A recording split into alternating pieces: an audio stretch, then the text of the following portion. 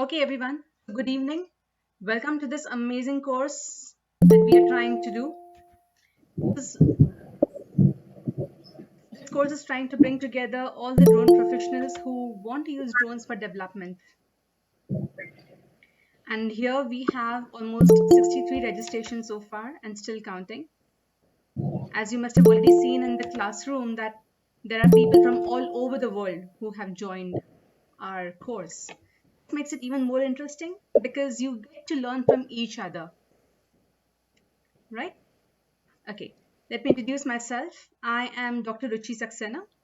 I am a medical doctor by profession. I am into drones because I love them. I wanted to use them for healthcare and for disasters. Before my drones, I was a healthcare technology consultant, and I used to also consult healthcare organizations for disaster risk reduction and system strengthening. My company is called Caerobotics, and we are organizing this course for you.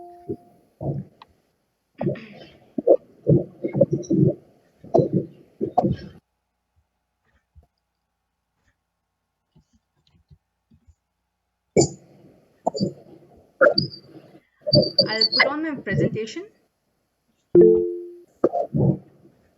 Okay. I hope everybody can see this. You are hearing an echo from my side.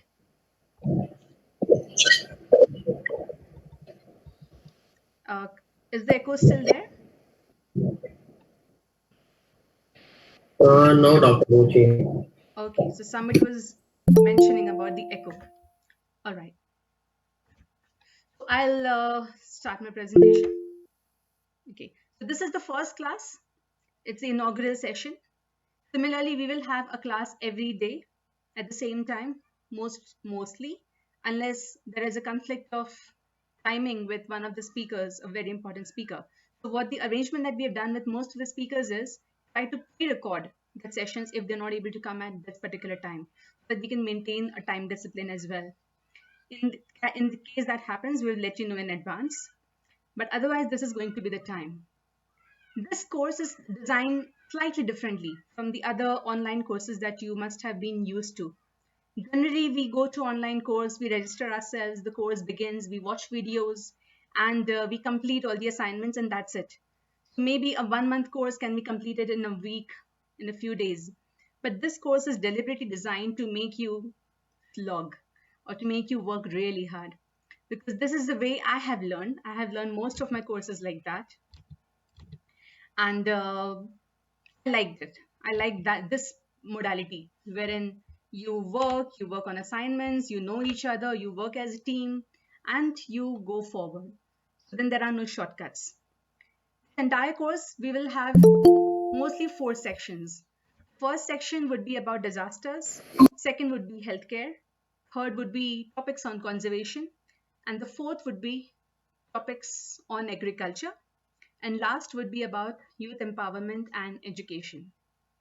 Most of the days we will have international speakers who have already worked on one of these cases in their own professional practice, and they will be presenting their understanding to you. We have booked almost 90% of all slots available so far, and we are trying to get in touch with more people. And every day before the class, you will get some reading assignments, and every day after the class, you will get working assignments. You would also get a feedback form after every class. So in case you have any problem that you faced, help us help you. This is also not a very usual practice that we do. We generally do face-to-face workshops. Online workshop is also something very new to us. So we would need your help in improving what we try to do. Each of the class would be video recorded so that any of you miss a class, these recordings will be available to you. Again, let us know the feedback, whether the quality of the video is good or not, so that we can do something to improve it.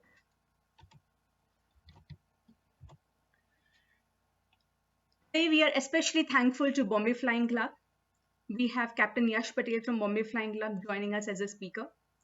We have many more partners who are already supporting us. More would be joining as in how the course moves forward.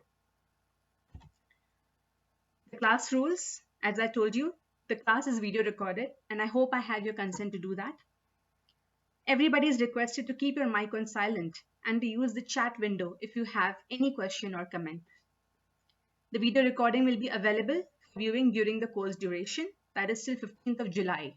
Although we will finish the course on June 30, we'll be giving you 15 days grace period to complete all your assignments and to watch any pending videos which you might have. So all the video recordings will be available to you till 15th of July. Also, if you have questions after the live session is over, you can use the stream in the classroom to share your questions or your comments, or you can share them on our personal email IDs and we will forward it to the speakers. Very important for this class is to be extremely respectful of each other's views, and also because we all belong to different ethnicities, different races, different countries, it's very important that all of us are polite to each other and extremely sensitive about sensitive issues.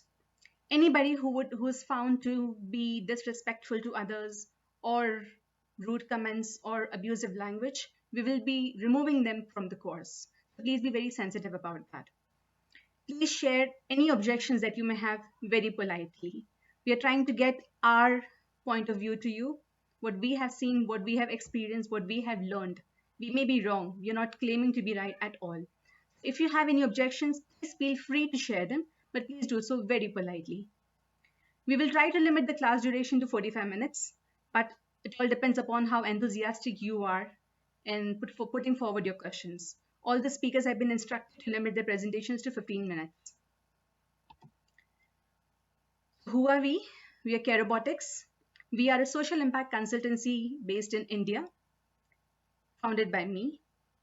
And we really believe that all developments in science and technology are meaningless if they cannot be used for improving lives. We build systems that bring technologies closer to the communities that need them the most. We belong to India Flying Labs. India Flying Labs is the India chapter of the Flying Labs network, which is currently in 26 countries. We are mentored by Robotics, an NGO based in Switzerland. In 26 countries, each of the chapter is led by the local leaders, and we use drones and drone-based technologies for solving social challenges. Many of my colleagues, even in this course, are from various flying labs across the world. As I told you, speakers today is me, and we have Captain Yash Patel, who is the co-founder of Raise Aviation and a DGCA approved instructor from Bombay Flying Club. He also is my drone teacher. Let me tell you a few stories why, as a doctor, I happen to come into drones. I am a girl who comes from Mumbai, married to a person in Nepal. In Nepal, the world is completely different from what we see in Mumbai.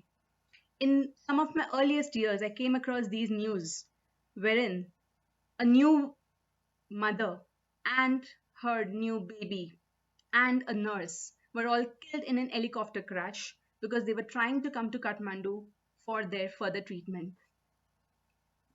It really started me questioning, why should always the patients come to the doctors? Why can't the medical service reach the patients at the doorstep? And I started thinking about that. When I traveled across Nepal, I came across scenes like these, wherein people are carrying patients on their shoulders and trekking for almost 6 hours to reach the nearest health center. This is far west Nepal, but I'm sure in many parts of India, you still have these problems, and across the world, the problems are not very different. Many times you have roads that you cannot depend upon, and these are the most vulnerable places wherein in the monsoons, whenever the weather changes, there are landslides and you cannot trust the road transport network. So that's the reason you need drones to bridge these gaps. In India, again, Northeast, Himalayas, you have these boat clinics wherein people line up, they come all the way from their villages in boats and they get treated. Then they go back home. Similarly, in Nandurbar, we still have places in the tribal villages wherein people have to walk for 4 hours to reach the boat clinic and get the treatment done. All these challenges can somewhere be solved using technologies Question is how, when, and who does it? This is a typical scene of a place like Mumbai. If I just talk about the rural part of India or of all the countries that we are living in, it would be unfair because even here, if there is an ambulance stuck somewhere in this traffic, it will not be able to save a life. When you talk about life saving technologies, yes, drones can be a possible answer. I want to share this video with you. This is by a team from a small village in a state called Madhya Pradesh in India. During the COVID 19, these boys did something really amazing.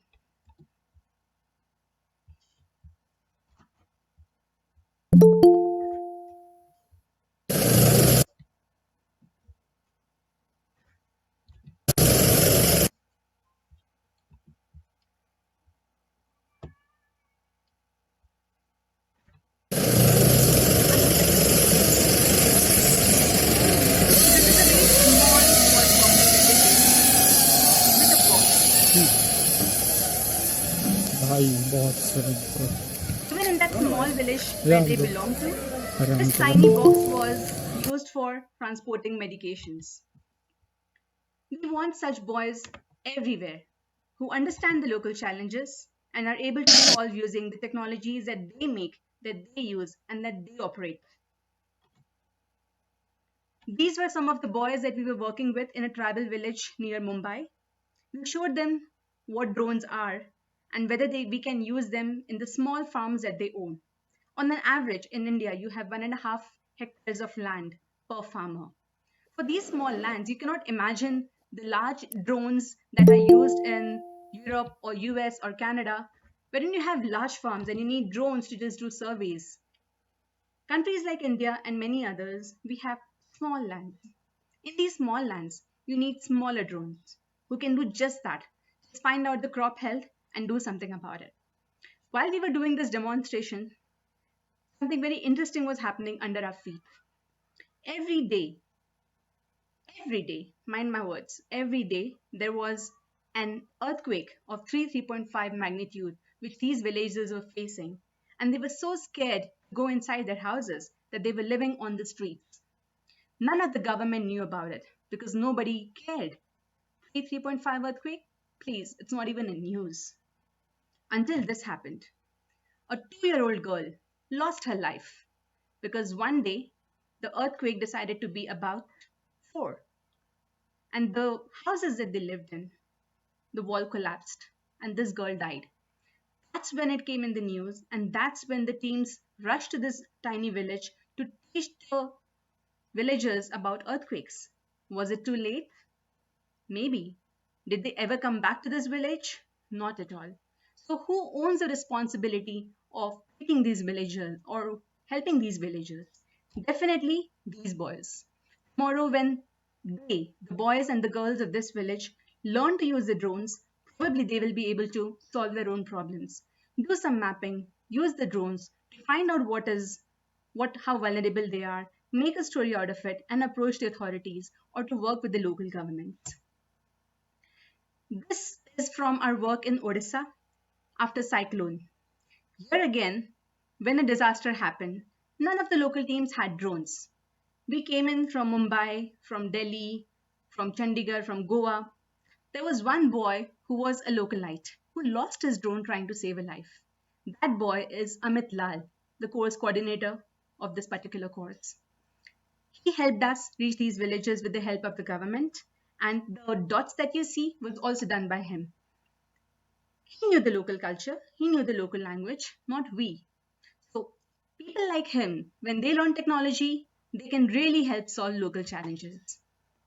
Look at this. This was also done by a local villager who was trained in using drones. He went back to his village in Uttar Pradesh and did this. This is an earthquake prone zone. Now imagine having an earthquake in this kind of a dense town. What would happen?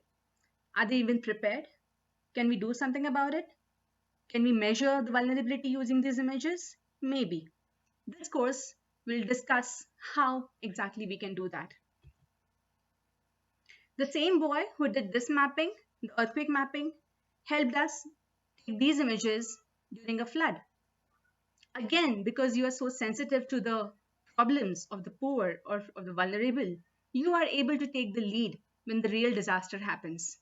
While everybody was sitting conveniently at home, this boy went into the field and took these images. He was Ramesh Majwar, and he was helped by Lakshman Aroskar. The team of two boys went and helped out.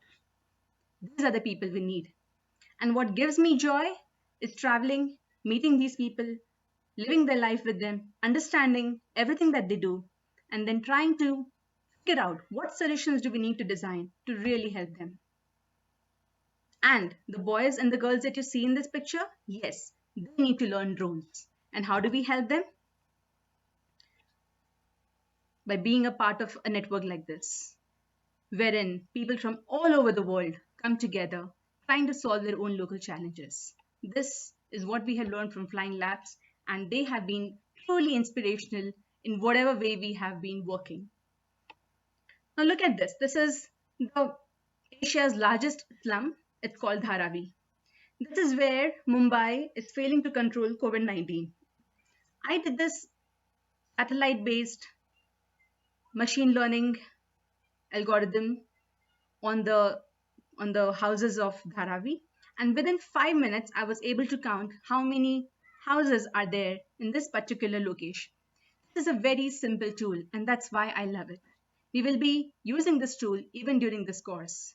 Now, this was a satellite image. I could still get pretty good amount of data, pretty accurate. Now, the same thing was done using drones. If you can see the clarity and appreciate that, this is what we mean. Why we need drones is because the clarity available to us is much better than satellites. When we are trying to plan for the next response, hello, Hello, am I going? am I going? Yes, Dr. Ruchi, you are echoing.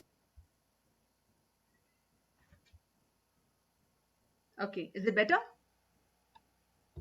Perfect. Great. Okay, so these were the places where Captain Yash was also flying his drones, and he would be better willing to tell you the challenges that they had there. Tiny roads, hardly any wide. Here we are trying to maintain social distance. Do you think it's possible? And probably. How would you plan your response? How would you plan where you want the training centers to be? Where would you want the delivery boys to come and take D routes? It's impossible. But these exercises have to be done before a crisis happens, not after a crisis happens. Again, the importance of inviting all of you to this course is so that you take a note of these challenges well in advance before the next emergency or disaster happens. Because disasters never announce, they just come. And if you're not prepared, you are vulnerable. And the challenges and disasters are not the same for everybody. The world is not equal. That's a sad reality. When we talk about development, can we ever expect development in these kind of places? Maybe not. So for me, any technology has to be easy. If me as a doctor can understand and learn technology and use it, then yes, the technology is great. If a girl like this can use technology, yes, the technology is great. It has to be simple to teach, simple to learn, simple to operate, and simple to maintain. Yes, it has to be affordable, accessible, and available. No point in having drones which are super expensive that nobody can buy and nobody can operate. We want technologies which we can distribute, give them in the hands of the boys and girls of these communities, and let them play around with it. Let them learn how to be comfortable with it, and then let them work with their own local governments to solve their problems. What is digital inclusion? Digital inclusion is all individuals and communities, including the most disadvantaged, have access to and use of technologies. Here they're specifying information and communication technologies, but I would say all technologies. In today, at 2020, internet is what has helped us survive this lockdown. Imagine a global lockdown without internet. You and I would go crazy. But thanks to internet, we are able to survive. But imagine, even during this course, I had questions coming in from a lot of girls and boys from remote communities. We don't have internet. How do we attend your course? I just had to say sorry because I cannot provide you internet, but somebody has to. And having an internet access is like a very basic necessity today. Digital inclusion, what are the 6 tenets to it? They have to be affordable, robust internet services, internet enabled devices that meet the needs of the user, access to digital literacy training, quality technical support, applications and online content, designed to enable and encourage self sufficiency, participation, and collaboration. There are some principles of digital development which I also shared with you in your reading materials. The most important of that is human centered design. And the first step of human centered design is designing with empathy. The assignment that is given to you is based on empathy today. Try to do that assignment. We will discuss more about it. Now I would hand over the presentation screen to Captain Yash Patel, who would be giving you an introduction to drones. Captain Yash? Thank you, Dr. Ruchi.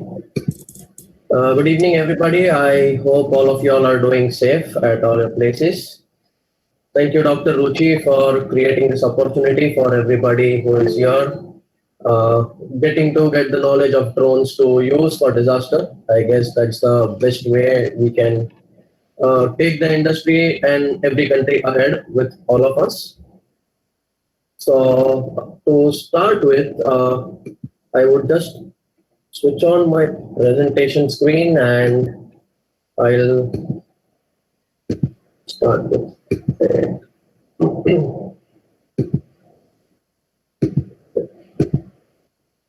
Is this visible to everybody? Yes. Yes, Captain. Okay. So to start with introduction to drones, giving a small introduction of myself, I am Captain Yash Patel, representing the Bombay Flying Club. We are one of the FTOs approved by the government of India to impart drone training in India. I also have a startup where we are going to manufacture drones as per the user's need, but in an economical way so that it is accessible to everybody and as per the regulations stated by our country. So, coming to the first point, what are drones? So, a simple term for everybody who thinks what a drone is a technological term which can be named as an unmanned aerial vehicle. So, now how do we differentiate between a drone and an aero model? So, anything that has its own brain or has its own vision can be termed as a drone, and anything that is completely controlled for say a hobby perspective or recreational perspective can be termed as an aero model. Now coming on to a quadcopter, if you remove the payload over it, it becomes a aero model, it becomes for hobby perspective. But if you put a payload, say suppose for transportation of medicines or camera to have an aerial view, a live feed, whatever it is, then it becomes a UAV or a drone. So at different places, drones are defined into different terms, but anything which is capable of flying, which has its own vision, which has its own intelligence, is termed as a drone. Drone stands for Dynamic Remotely Operated Navigatory Equipment. This was the very first place where, like, a drone was given a name. So I would make this thing a bit interactive by asking a question if anybody can answer this. What was the first use of drones in the world? It may be in the past, but what was it? If anybody knows and can answer, go ahead.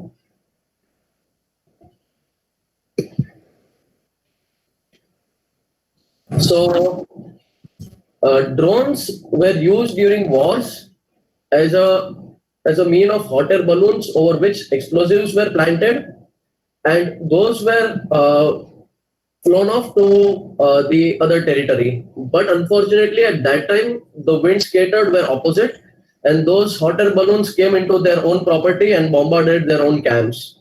So this was the first use of drones, I guess, in World War One or two. Now, how do we classify drones? So there are four classification of drones, which is hobby, commercial, industrial, and military.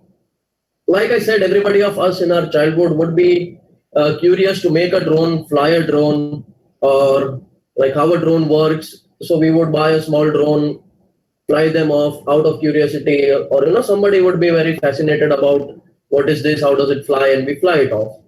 Some other are commercial. Commercials are nothing but you use a drone for doing any commercial activities, such as you do it for photography, surveillance, and things like that. Then we come is to industrial drones. So industrial drones are somewhat which have a lot of sensors onto them and are meant to do a particular job. Suppose I put a thermal camera, taking the situation right now, we put on a thermal camera. Putting a thermal camera would give us temperatures of the people nearby or the areas nearby, or maybe an inspection of a windmill, where in in previous things, people used to climb up the windmill using a crane or whatever, but that had a very huge risk to human life. Using drones, that things is simplified and is more efficient to do.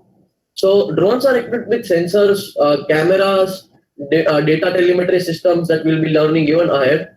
And using these things, the data can be taken by the operator and can be inspected very nicely, so that in a very efficient manner, so that there is no risk to human life and the operations is carried out safely and in a pretty good rate. Then comes this military. Every country's defense would have a UAV, basically to reach at areas where risking human life would be very dangerous, or at places where before sending any humans over there, they would like to do some surveillance and go ahead with it. Or in case when the weather are pretty worse, where a human cannot fly like a manned aircraft, or where manned aircraft is out of reach, you can always send a UAV and do the job which is given to whatever squadron, a leader, whatever it is. So this thing may differ from country to country, but this is something in India. In India, we categorize drones as per weight: nano, micro, small, medium, large. Any drone which weighs less than 250 grams is nano. Any drone that is ranging from 250 grams to 2 kgs is micro. From 2 kg to 25 kg is small. And from 25 kg to 150 kg is medium. And any drone that weighs more than 150 kg is large. So this is in India. Other countries may have their own standards, their own weight categories. So you can just log on to your civil aviation website, and there would be a white paper for it where you can go through it and get to know what category and how are they classified in the same country. So then comes these rules and regulations. How, like now, everybody of us would be wanting to fly drones, be it in disaster or without disaster. So how do we cater to drones, and how do we make sure that we aren't violating anything? So there comes these rules and regulations set by all the countries. So first of all, the thing required is training and qualification. So drone is not just a toy when it comes to flying for a commercial use or an industrial use or for a good purpose, like we all are doing right now to fight COVID or locust and everything. So for that thing, first we need to take some training in order to fly the drone safely, because flying a drone safely is the most important job a drone operator needs to do. Second is qualification. So there aren't any laid down qualifications, but yes, few countries have their own qualifications to become a drone pilot. So you also need to cater that part of the training. If you are above the age and if you are up to the qualification required, you can undergo the training, get yourself a license, and operate a drone. Second is the weight restrictions.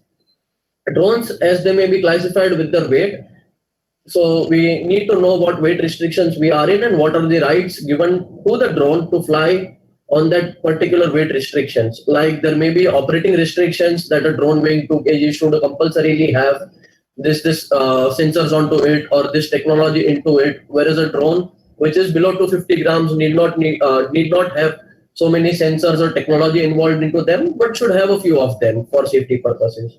Second is height restriction.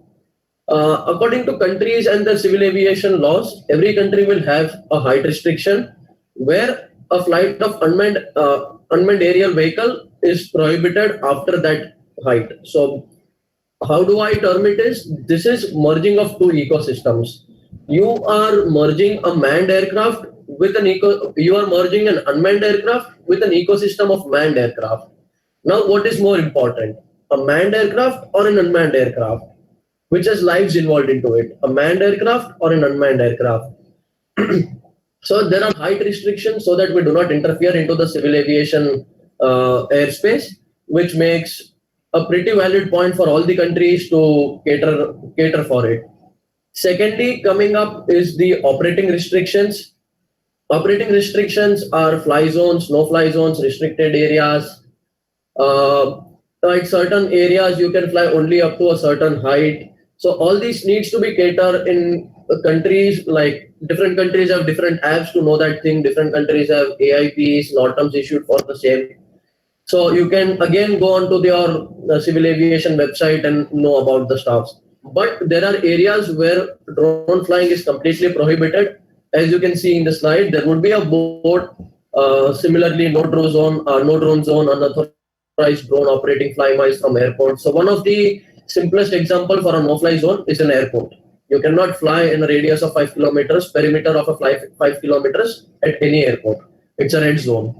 So there may be red zone, there may be orange zones, yellow zones, green zones. Every zone would have their own restrictions, and we need to comply to those restrictions in order for safety, welfare of the country, and as well as the airspace. Second is coming to drone tools. Okay, now, as rightly said by Dr. Ruchi, drones are being used by everybody for a cause. Like everybody is doing mapping or are counting some things or are doing their monitoring. But now, only flying drones won't help us. To get a data out of that drone is what we all are looking for and what this course is about. We all will be knowing how to get the data from the drone and how to use that data, how to get outcomes, productive outcomes, and benefited outcomes from those data. So there are few tools. So how I categorize tools are flying tools and and processing tools. So flying tools may be tools which are used to fly a drone, be it manual or semi-automated or completely autonomous. So there are few apps such as for people who are using DJI drones. They have DJI Pilot, DJI Go, etc. DJI is a company who makes their own drones, hardware, software systems, and are one of the most successful companies in the world right now. So they have their own applications which you can use to fly their drones. Whereas on the screen you will get all the telemetry data, your live footage, your drone status, and everything. So it's a pretty simple to use application. With a click of a button, you can take off, put a waypoint, go there, and carry out your objective. Whereas the drones which are custom made drones have open source hardwares, and open source, world renowned open source are Mission Planner and Q Ground Control. These two softwares can be modified or can be can be modified or can be programmed according to the user interface, according to your application. You can code them, you can write your own firmware and flash it onto the hardware. So these are few softwares which are used for flying the drone. These are flying tools. Now coming up to planning. Before before we fly, we have to plan our flight. As Dr. Ruchi rightly said, when I was flying in Dharavi, the first 2 days were pretty much chaotic. Like we didn't know where are we going, what are we doing, how much height to fly on, what to monitor, nothing. We were just taken there and we were told to fly and do some monitoring after we reached there. But looking at the vicinity, it was too difficult from where to take off because there were overhead wires, there were huts all around, there were trees. So it was pretty much difficult for us to fly. But whereas if you pre-plan your flight, which we did the next day, it gives you a pretty much good efficiency as well as the safety. In such situations when there is flood, or when we are flying in such an area where we are doing something for a good cause, we are monitoring something, or we are helping the local authorities. Over there, safety plays an important role because that area is however, into trouble. Now, we trying to help them, we don't have to create some more trouble, neither for ourselves nor for them. So, planning a flight is more important. So, how do we plan a flight? Is first we look out to the vicinity, we look out the restrictions we have in flying. According to the vicinity, how are we supposed to fly? What is the highest obstacle over here? In case of a return to home happens, will the drone have a clear path trajectory that it can come back to home and land? Is the landing area sufficient? Is the takeoff area sufficient? What are some precautions to be taken care of? Secondly, if you go to an unknown locations or like to a place where you don't know the local language or anything, it is benefited to have a person who knows the local language. There might be people who out of inquisitiveness would be coming and peeping up in your laptop or on your iPad to see what is happening. But yes, we need to maintain distance so that we are not distracted from them. And there is always supposed to be two people. One is the pilot and other is the observer. Always fly in such situations in a pair of two. So the pilot is concentrating on his flying, whereas the observer is doing the job of spotting the drone till the time it is in a visual line of sight. Once it goes beyond visual line of sight, you will be busy enough looking onto your screen and getting the things. So the observer's job at that time is to look at the vicinity and see yourself that is the squad who is doing the drone project is safe, is not safe, what is happening around you, or if anybody wants to convey a message to the pilot that go there, we want to have a look at this. So that is to come through you through an observer. So these were few tips for pre-planning a mission. So always keep in mind, few things I would add is always carry a first aid kit with you. Your safety comes first before doing anything. Always keep yourself safe. If you are safe, the drone will be automatically safe. And always go out in a location where there are not a lot of people and fly your drone. So one example which we did on the second day was we chose a ground which was completely empty. We went to that ground and we flew into the slums. Because the first day when we flew into the slums, there were a lot of people gathering us and having a look, what are we doing or whatever it is. It created a problem even for us and even for the local police authorities. So that was one. Second, now we come is to data processing applications. There are a lot of data processing applications over which now you can process all the data like the photos you capture. Now you want to monitor how many huts are there or how many buildings are there or what is the highest obstacle. You can always create a 3D map of that area, stitching all the photos together in apps like Pix4D, Drone Deploy, Pix4D Capture. There are a lot of softwares available online. Few of them are paid, few of them are free. And currently, if people are interested, can also do an online course for the same, and few of them will be also provided in this course ahead. So using such softwares, you can stitch a map, you can put all the photographs together, because flying a drone you would get a small patch or a large patch, but now you cannot sit manually and count how many huts are there or how many people are roaming around in case of taking the COVID situation into account. So there are some softwares which monitor human movements, which can give you a number that how many people are being observed into a particular frame of the drone. There might be softwares over which you can put an image and you get the thermal outputs of it. What temperature is at what region into a scale of red to blue. So there may be different colors which may tell you what frame, what color means what temperature. You need to interpret that thing. So a combination of this thing can be used to fight any disaster, be it a cyclone, be it an earthquake, be it COVID-19, or anything that comes. We are ready to face that thing because we have technology with us, which is a drone, and there are softwares which are available to process the data that we capture. So processing the data would take a bit of time. They aren't instant solutions, and even you need to cater for them. So using different applications would have different heights to fly on, or for different application you need to fly on different heights. Even one thing I would suggest everybody over here is the position of sun. When you are into counting anything or when you are into mapping anything, the position of the sun also plays an important role in what you picture. So if the sun is overhead, the view that drone is getting would be a bit different because of the shadow and everything. If the drone is say at your 9 o'clock, 3 o'clock, whatever direction it may be, it will like operator will have to cater for it and choose a particular height where the error of shadow is minimum. So drone deploy, Pix4D, Mission Planner, DJI are some of the tools. These are individual tools. Now coming to some tools which may be a mixture of all. Like suppose a tool, it may be a tool over which you can fly, you can monitor, you can collect data, and you can also process it.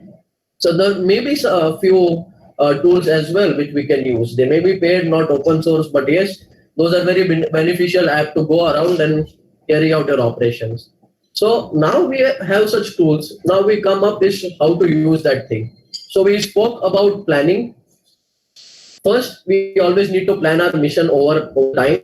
So suppose if you are going to fly tomorrow and you know where are you going to fly, prepare a mission before you go there to fly. Have a look from Google Maps how the area looks like, or choose a place to fly within that area. How do you go about it? What is the highest obstacle? Everything you can go and know is from Google Maps. Second is keep all your batteries charged. Don't put it into this way that it is 90% charged, it's almost charged. No, that's not the case. Always keep all your batteries charged, all your equipment serviced and functional. Check before you go to the site, check everything that you haven't forgot anything. Make a pre-flight checklist that you need to take care of these things, you need to cater these things before you go there. This all comes under planning. And the most important thing to plan beforehand, if you know the location, is from where are you going to take off and where are you going to land, and how many, like how far are you from the target, or how far are you from the place that you want to capture in your drone. Second comes is flying. Planning a mission is one part, but flying is a different part. It is not always what we plan is going to happen in flight. Though I have flown at a particular area once, twice, thrice, 5 times, but every flight is going to be a different flight. It may be because the drone is different, it may be because the weather conditions are different, it may be because the scenario is different. So, flying is also an important part where we need to cater for our safety as well as safety of people around. So first thing that we may always cater of is safety of the people around you. There might be places where there are a lot of trees, wires, everything like I earlier said was one of my experience. But the first thing in such cases you need to do is safe. Like what is the safest height where you can go? There is no obstruction. Climb to that height and then carry on your operations. Cater for the wind. Look at the wind. Sometimes it is emergency like anything, you need to fly, like it's a go situation, but the weather is not permitting you. Hold back. Don't go and fly in such conditions where you are going to risk your drone, yourself, and lives of other people. We are here saving lives and not creating a disaster for them again. So if there is a no-go situation, say it a no-go situation. Every time a drone has its own limitation, wind limitation, temperature limitations, rain limitation, everything. So if there is a situation where you have to say it's a no-go, it's a no-go. Hold back, wait for some time. You will get a window somewhere where you can fly and carry on your mission, be it mapping, be it surveillance, be it anything. But if it is a no-go situation, you have to be in that decision that we are not going to fly, be it whoever tells you to fly after that. Second is flying. Once you are in the air, the job is to capture data. Now, capturing data can be done in many things. Like there may be different cameras that you may use, there may be different sensors you may use, HD cameras, thermal sensors, LIDARs, RGB cameras, many things. So, according to your application, find the best one which you can use, put that on your drone, look onto the serviceability, look on upon its maintenance, and fly. While taking off and landing, one thing that every pilots need to take care of is the payload, that the payload is safe and the payload is attached to the drone safely. Why? Because it may be a situation if somebody in a hurry situation would have connected the payload a bit loosely, but doing so, it happened to be mid-air, the payload went off, fell down, the connection happened to be loose, you are not getting the data. So in such situations, it may cause a disaster, it may cause a situation for us. But it is good if we do this thing pre-planned, if we do this thing earlier, check properly and put the data will be captured. Now capturing the data depends upon many things. What drone do you use? What is your payload? What is the territory over there? What modes are you flying on? How many pictures you want in like in 1 second or 5 seconds? You need to select everything, every minute bit into your mission, and then carry out the mission. So data will be captured by the camera. It would be a very raw footage. Then you need to edit it. You need to cater for the errors over it. Suppose while taking an example of mapping, in mapping application, your there may be a difference between the geo points of an image and the actual geo points because the drone is flying. So you need to cater for such things. Once you fly, you need to review your data. You need to see is the data captured properly before you move on to your next location. Suppose I flew right now. I was like, okay, my data is okay, everything. I got the photos. Now let's go to the next location. But at the time when I review it at last, I come to know that where I flew in the morning, the data was not captured properly, or some things that I wanted aren't there. Then you will have to repeat that job again. You will need to go there and do the same thing again. It's better to review the data where you are before you change your location or before you change the application. And second, and the last process is data processing. Data processing comes into picture where everything, all the four steps above are done, and then you put it on a computer, on a software, process the data and get an output. Now this is somewhere when there is a large data to be processed. There are few applications where you get the data processed onto your screen immediately. Suppose number of people, how many people are roaming there. Such type of applications right now, and applications developed in India and also ahead and also abroad, are such applications where you can get the data output as soon as possible with just a click of a button, or like the live feed is also giving you a processed data. So nowadays the devices are having such capabilities, are having such processing power, speed, everything, such that you don't need to wait, but your application is being fulfilled as soon as possible. So key points to be taken away are safety first, which I always focus upon. The pilot safety, the surrounding safety, people safety, and the drone safety is always to be taken care of while you plan your mission. Always fly with caution. Never fly in an abrupt manner or never go beyond the limitations of your drone. Capture your data carefully, take care into the environmental aspects, review your data and then process it. After you process the data, make sure you do not breach the terms, whatever terms you all are working on, but always process the data in the most efficient way and give the most of the output of that data using a small by capturing a small data and not bringing it into a lot of things. So with here, I would like to end my presentation, and I would like to just give few points. As Dr. Ruchi said, all of us over here are doing something good. This course is going to give us knowledge how to use drones in situations where it is difficult for a human to reach or difficult for everybody to operate.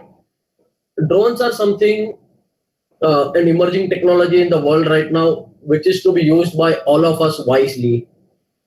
A coin has two sides, but we have to choose what side we have to use and how wisely we have to use, how safely we have to use. And make sure whenever you use a drone, you use it safely, you help your local authorities in all the way possible. And if there is a situation where you cannot, learn to say no to it, because you know the capability of your drone and not the person asking you to do any job. So don't make a situation more hassle for anybody else, but try to give them a solution or solve their problems as soon as possible, as easily possible with the use of drones. Thank you.